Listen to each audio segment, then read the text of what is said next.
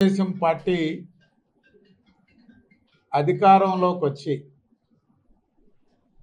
60 రోజులు కూడా పూర్తి కాల. కూటమి ఎన్డీఏ కూటమి తెలుగుదేశం, జనసేన, భారతీయ జనతా పార్టీ ప్రభుత్వం అధికారంలోకి వచ్చాక రాష్ట్ర పరిస్థితులు చక్కదిద్దేదానికే దిక్కుదోచనటువంటి పరిస్థితి, అయోమయ పరిస్థితి రాష్ట్రంలో. జగన్మోహన్ రెడ్డికి, వైకాపాకి రాద్ధాంతం చేయడం తప్ప ఓ సిద్ధాంతం లేని పార్టీ, ఓ పద్ధతి పాడు లేని పార్టీ నాయకుడు వైకాపా నాయకుడు, ముఖ్యమంత్రి, మాజీ ముఖ్యమంత్రి జగన్మోహన్ రెడ్డి. వైఎస్ఆర్ కాంగ్రెస్ పార్టీ నేతలు, ముఖ్యమంత్రి నుంచి మంత్రులు, నాయకులు దోచేసిన లక్షల కోట్ల దోపిడీని ఏ ఆర్థిక నిపుణుడు లెక్కలు తేల్చలేనటువంటి పరిస్థితి రాష్ట్రంలో. ముఖ్యమంత్రి జగన్మోహన్ రెడ్డి గారు పాపం ఆయన అధికారంలోకి రాగానే 2019లో ముఖ్యమంత్రిగా దేవుడు రాసిన స్క్రిప్ట్ అని చెప్పాడు. ఆయన అధికారంలోకి వస్తే ముఖ్యమంత్రిగా జగన్మోహన్ రెడ్డి గారు చెప్పిన మాటలు దేవుడు రాసిన స్క్రిప్ట్, ఇది ప్రజల విజయం అని మాట్లాడిన ముఖ్యమంత్రి ఈరోజు ఎందుకు తను చేసిన పాపాలకి, తన ప్రభుత్వ అక్రమాలు, అరాచకాలు, దౌర్జన్యాలు, దోపిడీకి దేవుడు వేసిన శిక్ష అని ఎందుకు ఒప్పుకోలేకున్నాడు? ఒక దైవాంశ సంభూతుడిలాగా వ్యవహరించినటువంటి జగన్మోహన్ రెడ్డి గారికి ఆయన ఏదైతే దేవుడు రాసిన స్క్రిప్ట్ అన్నాడో ఆ దేవుడు వేసిన శిక్షే 11 సీట్లు, ప్రతిపక్ష హోదా లేకుండా ఆ దేవుడే చేశాడు. ఈరోజు నెల రోజులకి ప్రభుత్వాన్ని రద్దు చేయాలని కోరిన గనుడు జగన్మోహన్ రెడ్డి గారు. 57% ఓట్లు, 93% సీట్లు వచ్చిన భారతదేశంలోనే ఏ ఎన్నికల్లో, ఏ రాష్ట్రంలో, ఒక్కసారి తమిళనాడులో ఏదో వచ్చినట్టుంది, 93% సీట్లు వచ్చిన ప్రభుత్వాన్ని నెల రోజుల్లో రద్దు చేయాలంట. అసలు ముఖ్యమంత్రి గారు ఇంకా లెక్కలు చూసుకునేదానికే చంద్రబాబు నాయుడు గారికి, ఆయన సుదీర్ఘ కాలం ముఖ్యమంత్రిగా ఉమ్మడి రాష్ట్రానికి, విభజిత ఆంధ్రప్రదేశ్కి 5 సంవత్సరాలు ముఖ్యమంత్రిగా ఉన్నా ఒక కొత్త నాయకుడిగా ప్రభుత్వంలోకి మొదటిసారి వచ్చినట్టుగా ఉంది మా పరిస్థితి. 50 రోజులు దాటిపోయినా ఎక్కడ ఏం జరిగిందో, ఏ శాఖలో ఏమి లోన్లు తెచ్చారో, ఏ శాఖలో ఏం కుదవ పెట్టారో, ఏ శాఖ ఆస్తులు ఎవరికి రాసిచ్చారో అర్థం కానిటువంటి పరిస్థితులు. వీళ్ళు మా ప్రభుత్వాన్ని రద్దు చేయాలని చెప్పి కోరుతున్నారు. 5 సంవత్సరాల కాలం ఆనాటి ముఖ్యమంత్రిగా జగన్మోహన్ రెడ్డి పాలనలో జరిగిన దమనకాండ ఈ భారతదేశ చరిత్రలో ఏ రాష్ట్రంలో జరగల. రాష్ట్రంలో రాక్షస పాలన సాగుతుందంట. ప్రజల మాన ప్రాణాలకు రక్షణ లేదంట. రాజ్యాంగ వ్యవస్థలు కోల్పోయామంట. పోలీసులు సహా యంత్రాంగాలన్నీ నిర్వీర్యం చేశారంట. ఇది అసలు ఆశ్చర్యంగా ఉంది.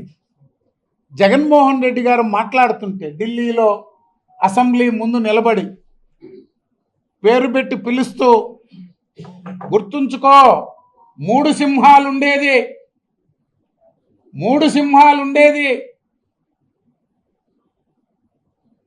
మీరు నాయకులకు సెల్యూట్ కొట్టేదానికి కాదంట. అసలు జగన్మోహన్ రెడ్డి మానసిక స్థితి దాన్ని బట్టి అర్థం అవుతుంది ఆయన ఏ విధంగా మాట్లాడుతున్నాడో ప్రవర్తిస్తున్నాడని. ఈ దేశం అంతా ఒక రాజకీయ పార్టీ కాదు, ప్రజా సంఘాలు కాదు, మాజీ అధికారులు కాదు, మొత్తం మీడియా వ్యవస్థ ఒక్కటే మాట్లాడారు. ఏ రాచరిక వ్యవస్థలో ఈ ప్రపంచంలో ఏ నియంత పాలన దేశం కాదు, ఏ నియంత పాలనలో కూడా జరగని దౌర్జన్యకాండ ఆంధ్రప్రదేశ్లో జగన్మోహన్ రెడ్డి గారు ముఖ్యమంత్రిగా పరిపాలనలోనే సాగిందని. అట్టాటి మాజీ ముఖ్యమంత్రి వైఎస్ఆర్ కాంగ్రెస్ పార్టీ ఈరోజు తెలుగుదేశం పార్టీ పాలన గురించి, పోలీసు కేసుల గురించి, వేధింపుల గురించి, అరెస్టుల గురించి, హత్యలు జరిగిపోయినాయి అంట. 36 హత్యలు. ఎన్నికలకు ముందు 2019 ముందు కూడా ఇదే చెప్పారు. వివేకానంద రెడ్డి హత్య చంద్రబాబు నాయుడు గారు చేయించారు. డిఎస్పీల ప్రమోషన్లు మొత్తం ఒక కులానికే. పింక్ డైమండ్ ఎన్ని చెప్పాలో అన్ని చెప్పారు. ఇప్పుడు కొత్త డ్రామా మొదలు పెట్టారు. ఆంధ్రప్రదేశ్లో ఏదో జరిగిపోతుందని ఇక్కడ జరిగే వినూత్న కార్యక్రమాలు, ఈ రాష్ట్రాన్ని చక్కదిద్దేటువంటి కార్యక్రమాలు, జగన్మోహన్ రెడ్డి దోపిడీ, రేషన్ బియ్యం నుంచి తెల్లరాయి క్వాడ్జి వరకు, అది ఇసుక, గ్రావెల, ఏ మైనింగ్ వనరుల, లేక అది భూముల, అది ఏ రకమైనటువంటి వ్యాపారం అయినా, అది పాన్పరాగా, గంజాయ, డ్రగ్సా, ఒక ముఖ్యమంత్రి కుటుంబం,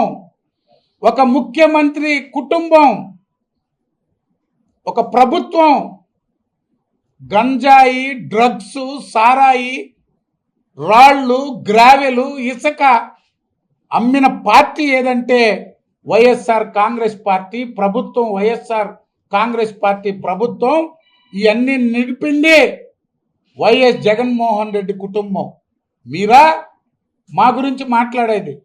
1000 ఎకరాలు, ఒక్కొక్క జిల్లాలో 1000 ఎకరాలు బయటకు వస్తున్నాయి. ఈరోజు మదనపల్లి సబ్ కలెక్టర్ కార్యాలయం తగలబెట్టింది చూశారు. 1000 ఎకరాలు బయటకు వస్తున్నాయి. ఇవన్నీ పక్కదారి పట్టించేందుకే ప్రభుత్వంపై ఆరోపణలు. మళ్ళీ పాత స్కీమ్నే మొదలుపెట్టారు. ప్రభుత్వం మీద దాడులు అయిపోయినాయి. విజయసాయిరెడ్డి గారు మళ్ళీ కులం కోణం మొదలుపెట్టారు. కమ్మ సామాజిక వర్గం గురించి మళ్ళీ మొదలుపెట్టారు. 5 సంవత్సరాలు ఈ రాష్ట్రంలో కమ్మ కులం గురించి, కమ్మ వ్యాపారస్తుల గురించి, పారిశ్రామికవేత్తల గురించి, కమ్మ ఆఫీసర్ల గురించి నీచంగా మాట్లాడారు, వేధించారు. ఆఖరాకి నాయకులు వెంకయ్యనాయుడు గారి దగ్గర నుంచి, రామోజీరావు గారి దగ్గర నుంచి, చంద్రబాబు నాయుడు గారి కుటుంబం నోటికొచ్చినట్టు మాట్లాడి ఒక విద్వేషాలు రెచ్చగొట్టి కులాల విభజనకి ప్రయత్నం చేశారు. ఫలితం ఏంటి? 151 నుంచి 11కు వచ్చారు. ఇంకా సిగ్గురాల జగన్మోహన్ రెడ్డికి, విజయసాయిరెడ్డికి. మీలో 11 సీట్లతో కొంత మార్పు వస్తుంది అనుకున్నాం. మిమ్మల్ని ఓట్ల రూపంలో, ఈవీఎంల ద్వారా ఈ సమాజంలో వైఎస్ఆర్ కాంగ్రెస్ పార్టీ లాంటి ప్రభుత్వం మాకొద్దు, జగన్మోహన్ రెడ్డి మాకు అవసరం లేదని చెప్పుతో కొట్టినట్టు ఈవీఎంలు నొక్కి 11 సీట్లు ఇస్తే మీకు అవి కూడా వచ్చాయి కాదు. కొన్ని తప్పులు జరిగి 1, 2 ఆగిపోయింది. మళ్ళీ మొదలుపెట్టారు. నేను నేరుగా ఒక్కటే అడుగుతున్నా, వైఎస్ జగన్మోహన్ రెడ్డిని, విజయసాయి రెడ్డిని, ఏబిఎన్ రాధాకృష్ణ గారి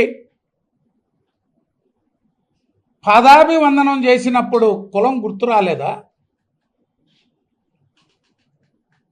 రామోజీ ఫిలిం సిటీకి వెళ్ళి రామోజీరావు గారికి సాష్టాంగ నమస్కారాలు చేసినప్పుడు కులం ఏందో తెలీదా? మీ అవసరాలు, మీ రాజకీయ అవసరాలు, లేకపోతే రాజీలు చేసుకోవాలన్నప్పుడు ఏమైనా చేస్తారు.